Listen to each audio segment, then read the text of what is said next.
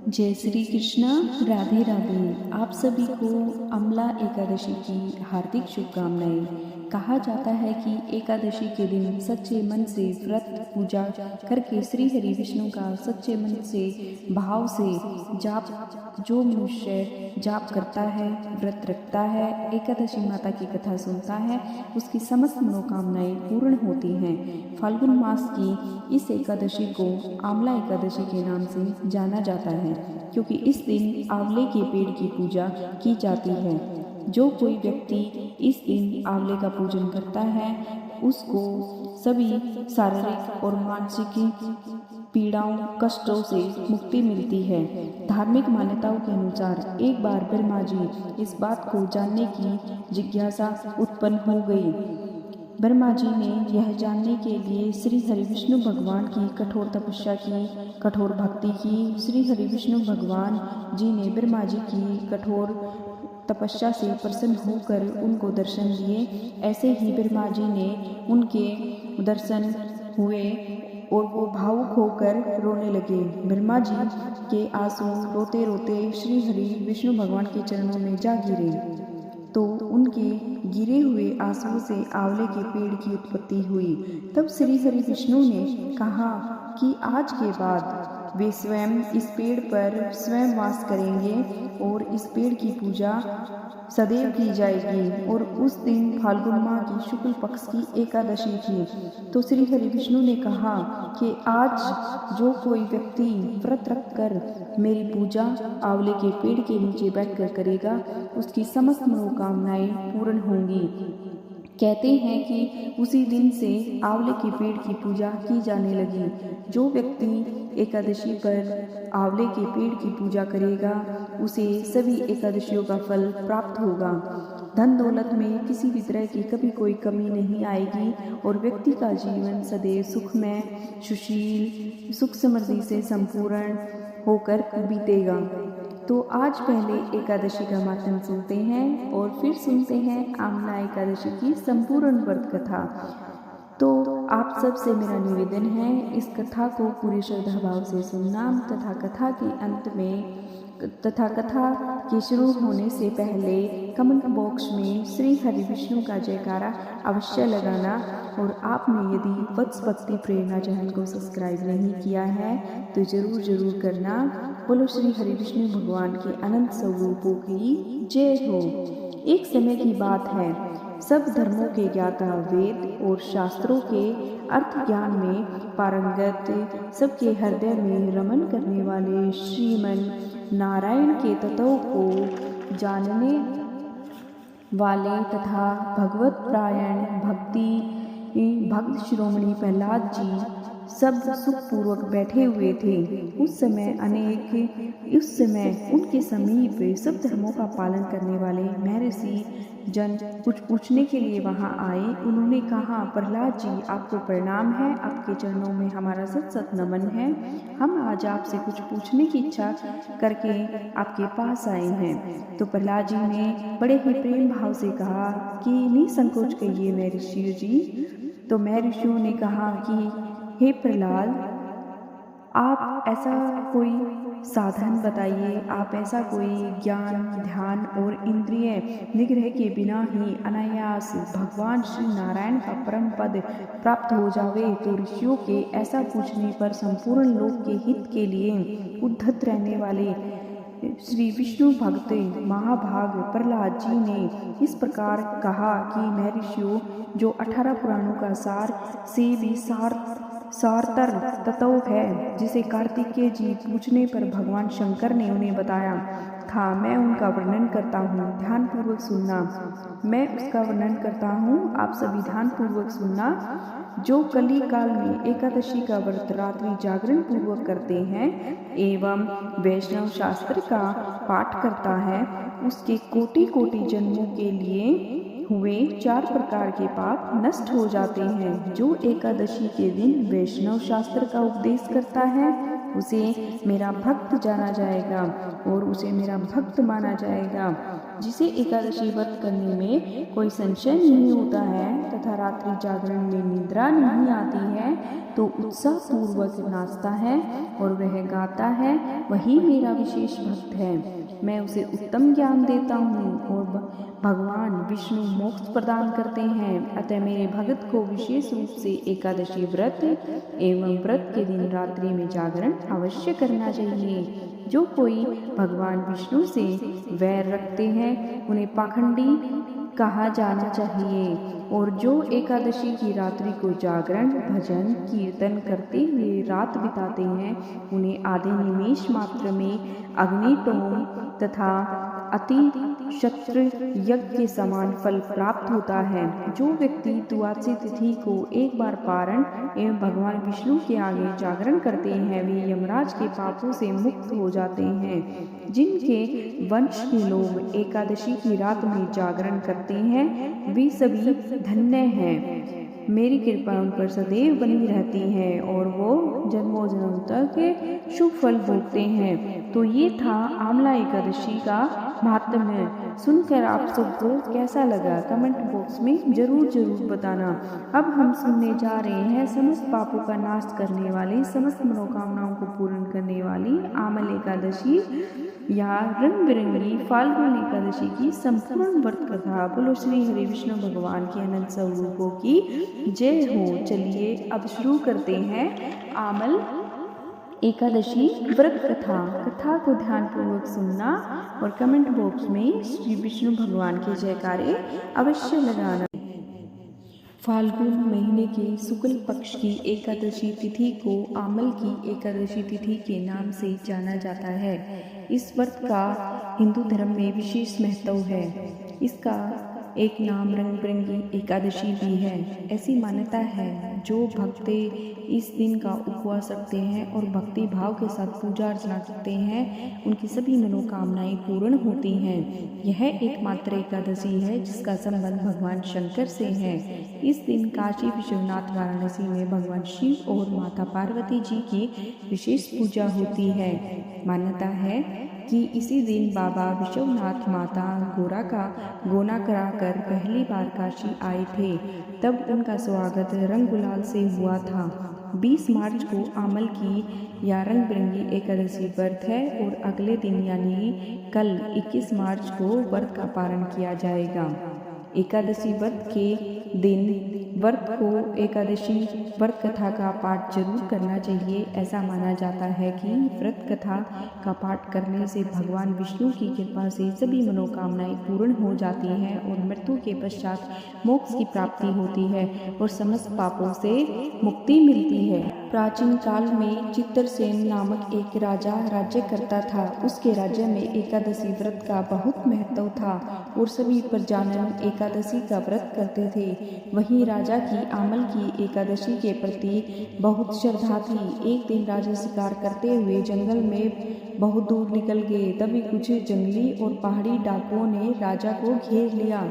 इसके बाद डाकुओं ने शस्त्रों से राजा पर हमला कर दिया, मगर देव कृपा से राजा पर जो भी शस्त्र चलाए जाते वो पुष्प में बदल जाते। डाकुओं की संख्या अधिक होने से राजा संज्ञाहीन होकर धरती पर गिर गए।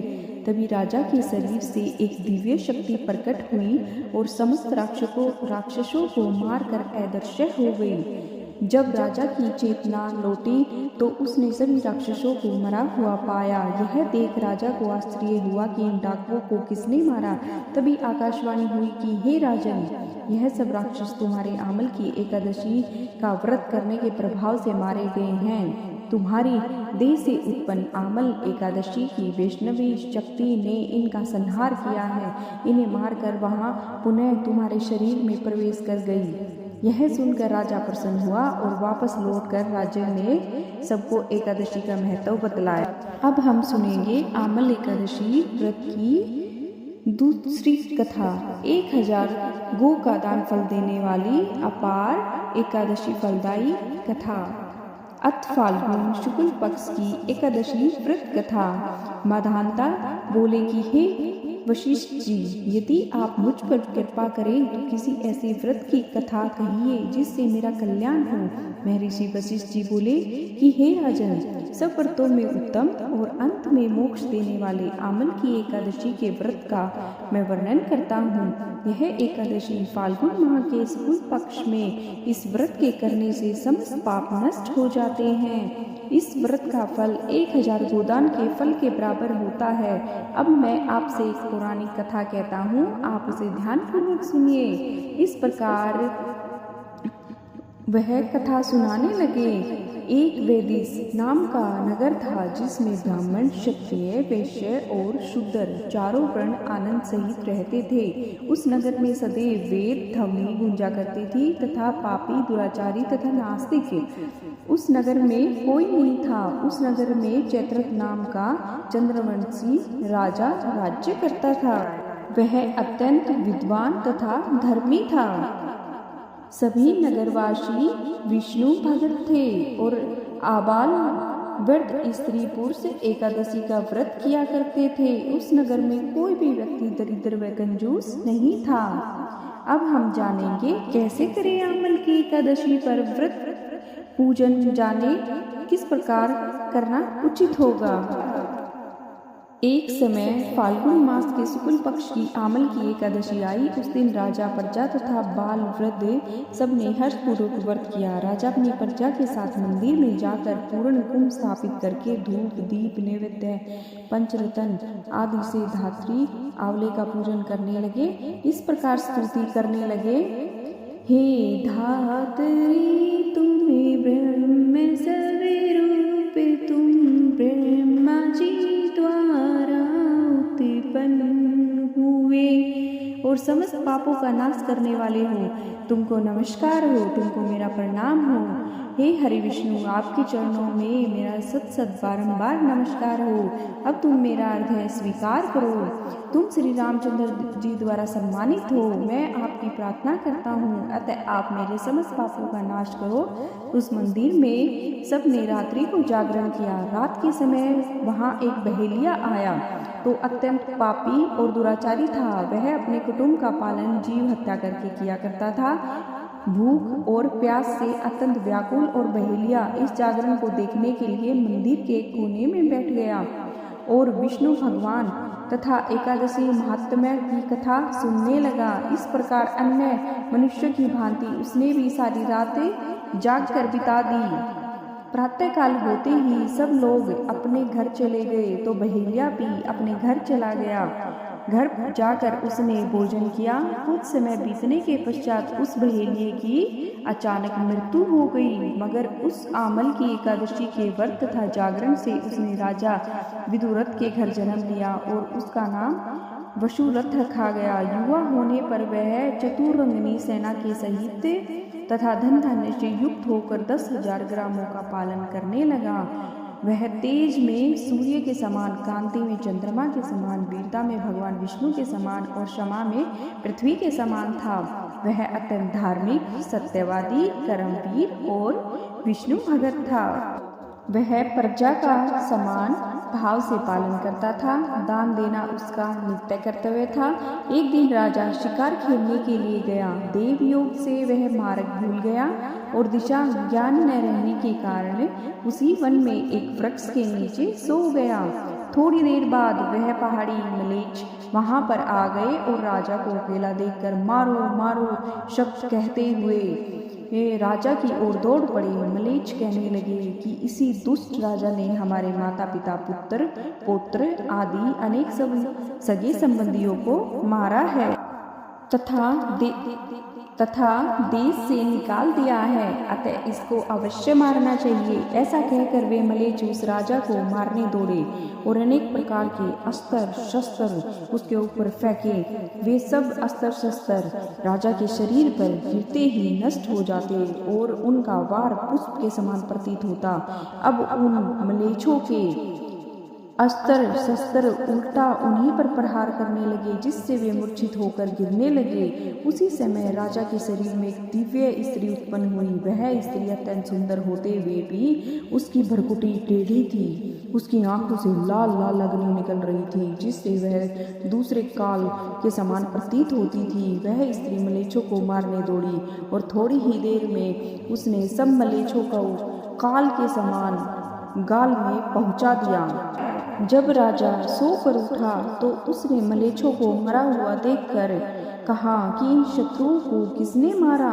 इस वन में कौन मेरा हितैषी रहता है? वह ऐसा भी विचार कर ही रहा था कि आकाशवाणी हुई, हे राजा, इस संसार में विष्णु भगवान के अतिरिक्त और कौन तेरी सहायता कर सकता है? कौन तेरे प्राणों की रक्षा कर सकता है? कौन तेरा हितैषी हो सकता है? इस आकाशवाणी को सुनकर राजा अपने राज्य में आ गया और सुखपूर्वक राज्य करने लगा।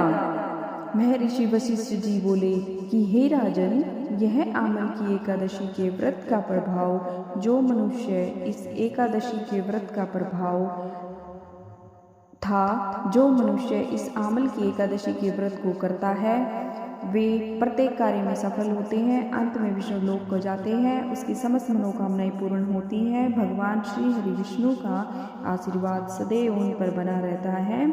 विष्णु भगवान आप सभी भक्तों पर अपने दया दृष्टि बनाए रखें, सभी भक्तों पर अपना आशीर्वाद बनाए रखें। इस कथा को कहने में, सुनने में, पढ़ने में अगर कोई भी भूल चूक हुई हो तो विष्णु भगवान हमें क्षमा करें और हमारे एकादशी के व्रत की कथा को संपूर्ण बनाए और सभी भक्तों का कल्याण करें। अगर आप इस चैनल पर नए हैं तो हमारे चैनल वत्स भक्ति प्रेरणा को ज़्यादा से ज़्यादा संख्या में सब्सक्राइब करो, शेयर करो। अगर आपको वीडियो अच्छी लगे तो ज़रूर से ज़रूर शेयर करो और कमेंट बॉक्स में जय श्री हरि विष्णु का जयकारा लगाए और हमारी वीडियो को शेयर करना। जय श्री कृष्णा, राधे राधे।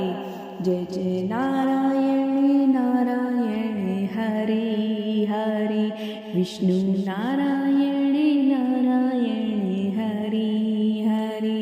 तेरी लीला सबसे न्यारी न्यारी, हरि हरि।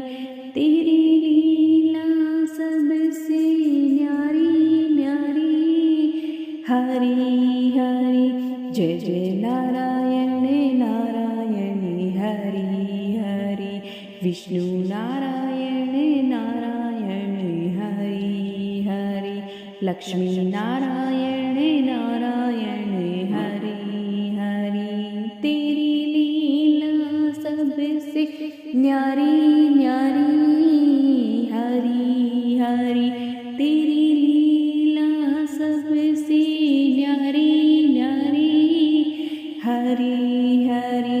जय जय नारायण नारायण हरि हरि, विष्णु नारायण नारायण हरि हरि। जय जय नारायण नारायण हरि हरि, विष्णु नारायण नारायण हरि हरि।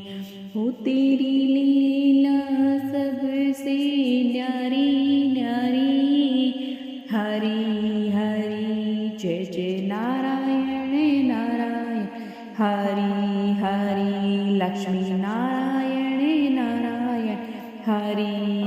बोलो श्री हरि विष्णु भगवान के अनंत स्वरूपों की जय हो। जय श्री कृष्णा, राधे राधे।